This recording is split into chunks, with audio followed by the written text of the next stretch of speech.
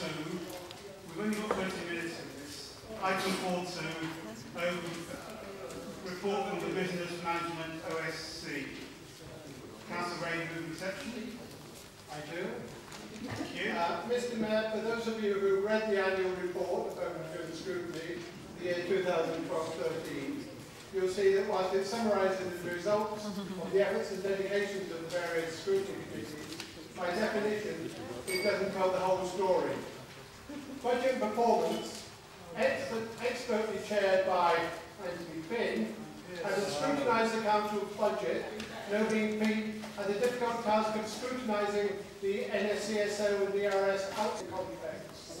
A number will always make a valuable contribution during the scrutiny process. Given the implications of outsourcing gas. Given the age of members, however, it was not surprising that any votes that were taken went down party lines. But I do believe that all committee members were given the opportunity to make points as they wish and were given the time to develop their arguments.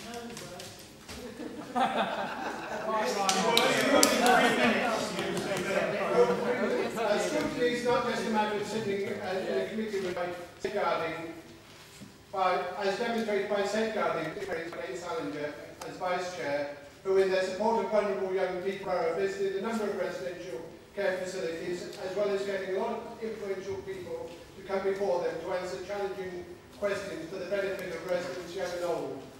Health, chaired by Alison Cornelius, worked hard to deal with the ramifications of changes to the NHS organisation through incisive questioning of senior NHS executives, through visits to various health establishments, and by inviting the members of the public to share their experiences. The committee attempted to hold the NHS to account and maintain good service in a constantly changing environment. The committee set a brave example of scrutiny, acting as a critical friend to the providers by asking those questions which need to be asked but are often missed. And business management also, whilst it was all committee room based, dealt with the call-ins, the petitions, as well as questions from the public. Many subjects were covered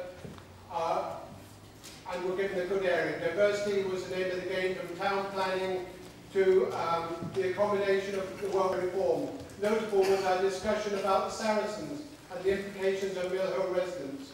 Again, there was some disappointment after vigorous discussion that the votes did go down on party lines, but never mind, at least the discussion was had.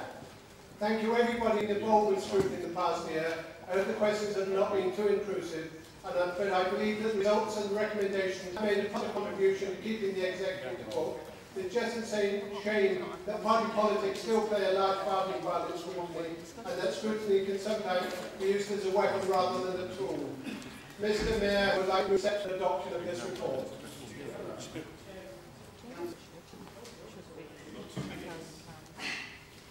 I am totally floored by your expanding about the benefits of scrutiny.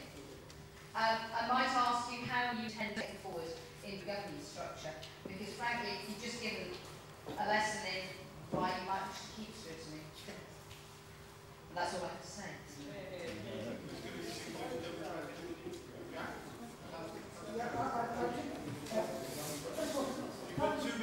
Thank you, Councillor Rayner, and I do pay tribute to Councillor Rayner's challenge, which certainly has improved matters, and it is true very often do vote on party line, but that applies to your group as well.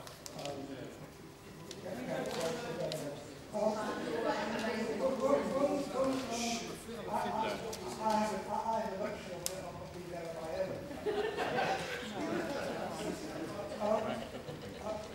Agenda item 4.6, I'm not allowed to debate. I can bring it in here, but this is about item intent. It does disturb me that we are still having items that are being rejected already, because the argument goes that if we wait for scrutiny, we will pass it the deadline. Well, the answer to that is that these reports should come to cabinet resources earlier. But I made one speech to Councillor Rayner, and I'm sure you heard what I had to say at the last business overview meeting, when you knew the best of intentions called an officer to explain why that had to be called in. I want to make it quite clear on my views. I think shared by Rayner on this side. It's not for the officer to come and explain themselves to the overview committee. It's for the politician who wrote the report. And I would hope Councillor Rayner give us some assurance to us that in future you'll be asking the officer, the politician, the cabinet members, and not the officer. Councillor Coleman, you've got 2 minutes to speak in with your member. Thank you, Mr. Brown. You've got the amendment in my name. I have to say to my good friend Councillor Hugh Rayner, I'm amazed you could say all that with a straight face. Because I can say with a straight face, Councillor Salinger, because I have never rated scrutiny in this borough and was one of those many cabinet members who really failed to engage because we found it a complete and utter waste of time because scrutiny councillors read the questions that have been prepared for them by the officers, voted along the party lines. The Conservative group was entirely with, especially our one-line members, it was entirely with our one-line matters. I'm sure if you want to examine the Conservative group minutes, you can see that one-line was entirely with. It was entirely with our party. And frankly, Mr. Mayor, in this borough, scrutiny has not worked. It may work for those who want to. It may work for those who want to sit there till 10 o'clock at night and go through and who like the sound of their own voice, Councillor Salinger, at late at night. But it has failed to work, Mr. Mayor. And I know that many members in their hearts know that this amendment that I have tabled tonight is indeed a true state of play. And that's why the majority of the Conservative group have voted to go back to the committee system. Because they know the scrutiny and executive split has simply failed to work. And I think there are some members on the other side who would suggest that it has failed to work. So I'm quite happy to make no apologies for moving my amendment.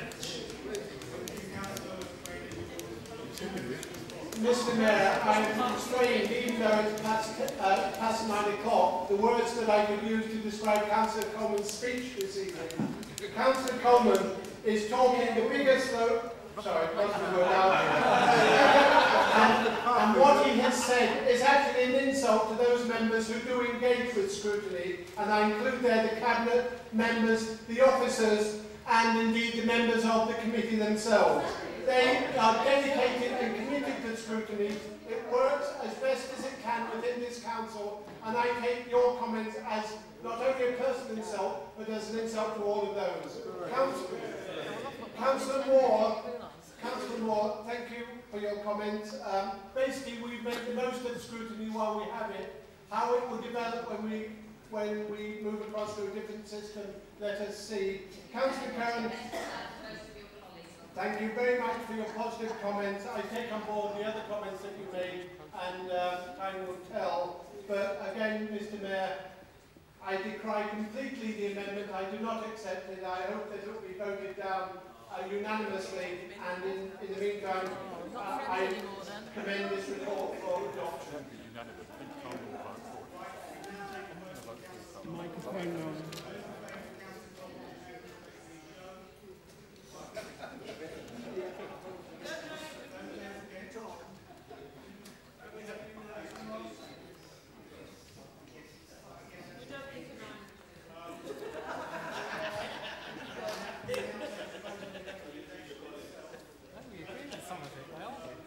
I can't hear you, Mr. Mayor.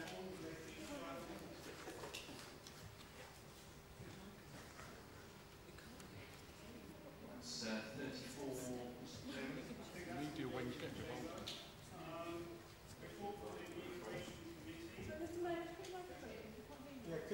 You're not using your microphone. My apologies. Councillor